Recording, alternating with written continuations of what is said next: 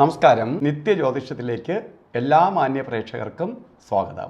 ഇന്ന് 2024 ഒക്ടോബർ മാസം 10-ാം തീയതി, 1200 ആണ്ട് കന്നിമാസം 24-ാം തീയതി വ്യാഴാഴ്ച.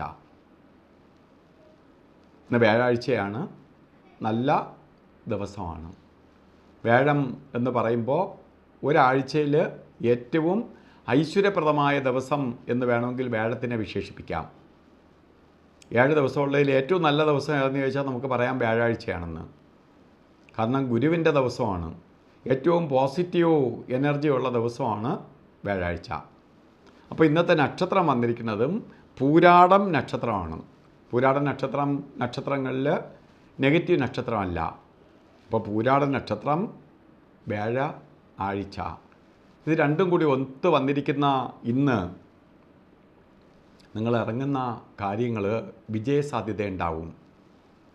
ജോലിക്കായാലും ശരി, ഒരു ബിസിനസ്സുമായി ബന്ധപ്പെട്ട് മുന്നോട്ട് പോകാനായാലും ശരി, സാമ്പത്തിക ഇടപാടുകൾക്കായാലും ശരി, ഒരു ലോണ് എടുക്കാനോ മറ്റേതെങ്കിലും സാമ്പത്തികമായിട്ടുള്ള ഊഹക്കച്ചവടങ്ങൾക്കോ ഏറ്റവും അനുകൂലമായിട്ടുള്ള സമയമാണ് ശരിക്ക് വ്യാഴദശാകാലം, വ്യാഴത്തിൻ്റെ ഈ കാലയളവ്.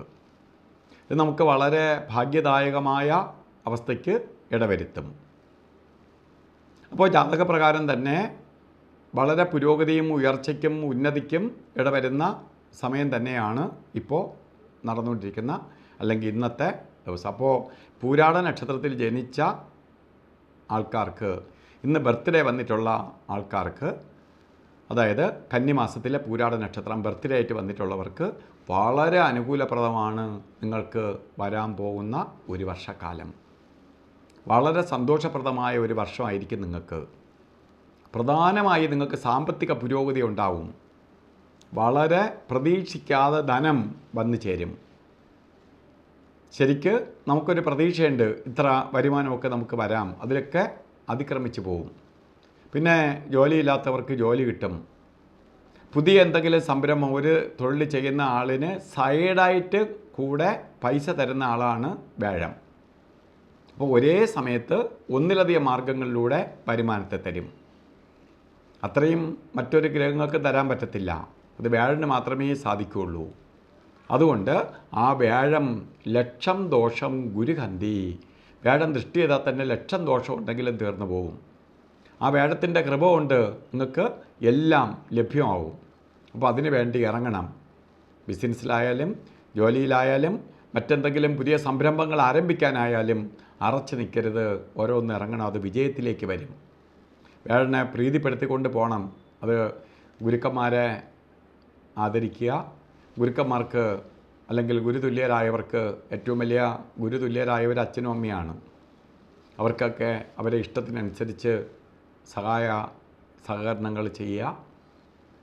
അതുപോലെ വിഷ്ണു ക്ഷേത്രത്തിൽ പാൽപ്പായസം, തുളസിമാല അർച്ചന ഇവ നടത്തുക. ഇതൊക്കെ വ്യാഴത്തിൻ്റെ പവർ കൂടാൻ വേണ്ടി സഹായിക്കും. അപ്പോൾ ഇന്നത്തെ ദിവസം ഓരോ കാര്യത്തിന് ഇറങ്ങുമ്പോഴും നമുക്ക് രാവുകാലം നോക്കി വേണം പോകാൻ. രാവുകാലം ഉച്ചയ്ക്ക് ശേഷമാണ്. 1:30 മണി മുതൽ 3 മണി വരെയാണ് രാവുകാലം എങ്കിലും 1:40 ആരംഭിക്കുകയുള്ളൂ. 3:10 വരെ രാവുകാല സമയമുള്ളൂ. ഒരു 10 മിനിറ്റിൻ്റെ വ്യത്യാസമേ ഉള്ളൂ കലണ്ടറിൽ ഇട്ടിരിക്കുന്നതുമായിട്ട്.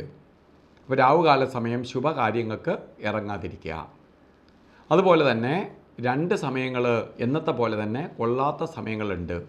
ഗുളികകാല സമയവും യമകണ്ഠകാല സമയവും.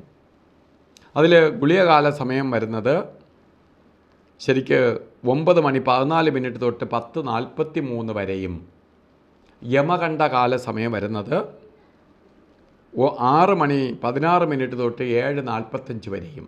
ഈ സമയം ഒരു ശുഭകാര്യങ്ങളും നടക്കരുത്, ഒരു ശുഭകാര്യങ്ങളും ചെയ്യരുത്, ഒരു ശുഭകാര്യങ്ങളും നടത്താൻ ശ്രമിക്കരുത്. കാരണം നമ്മൾ ചെയ്യുന്നതിന് വിപരീത ഫലമായിരിക്കും കിട്ടുക. ഇന്നത്തെ ദിവസം നല്ലതാണ്, നമുക്ക് ബാക്കി സമയങ്ങളൊക്കെ എടുക്കാം. ഈ സമയത്തെ ഒഴിവാക്കുക. ഇന്ന് നമുക്ക് അഭിജിത്ത് മുഹൂർത്തമുണ്ട്. എല്ലാ ദിവസവും ഉണ്ട് 48 മിനിറ്റ് നേരം അഭിജിത്ത് മുഹൂർത്തമുണ്ട്. ഇന്ന് അഭിജിത്ത് മുഹൂർത്തം തുടങ്ങുന്നത് 11:47 തൊട്ട് ആരംഭിക്കും. 12:35 വരെ അഭിജിത്ത് മുഹൂർത്തത്തിൻ്റെ സമയമാണ്. ഈ സമയം ഇന്നത്തെ ദിവസത്തിൽ തന്നെ ഏറ്റവും ശ്രേഷ്ഠമായ സമയമാണ്. അതുപോലെ ഇന്ന് ഓരോ കാര്യത്തിന് ഇറങ്ങുമ്പോൾ വസ്ത്രധാരണത്തിന് വളരെ പ്രാധാന്യം കൊടുക്കണം. മഞ്ഞ കളറുമായി ബന്ധപ്പെട്ട വസ്ത്രം ധരിക്കുക.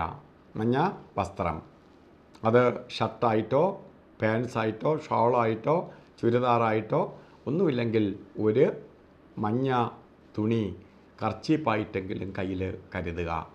ഇത് നമ്മളിലേക്ക് വ്യാഴത്തിൻ്റെ പവർ ആകർഷണം ചെയ്യാൻ വേണ്ടി സഹായിക്കും. നമ്മളിലേക്ക് പോസിറ്റീവ് എനർജി പ്രവഹിക്കും. അത് നമുക്ക് കൂടുതൽ സന്തോഷത്തിനും സമാധാനത്തിനും ഉന്മേഷത്തിനും ഒക്കെ ഇടവരുത്തും. ഓരോന്ന് ചെയ്യാനായിട്ടുള്ള ഒരു പ്രചോദനം ലഭിക്കും. അപ്പോൾ എല്ലാവർക്കും ഈ ദിവസം മഹാഗുരുവിൻ്റെ അനുഗ്രഹം ഉണ്ടാവട്ടെ എന്ന് പ്രാർത്ഥിച്ചുകൊണ്ട് നിർത്തുന്നു. നന്ദി, നമസ്കാരം.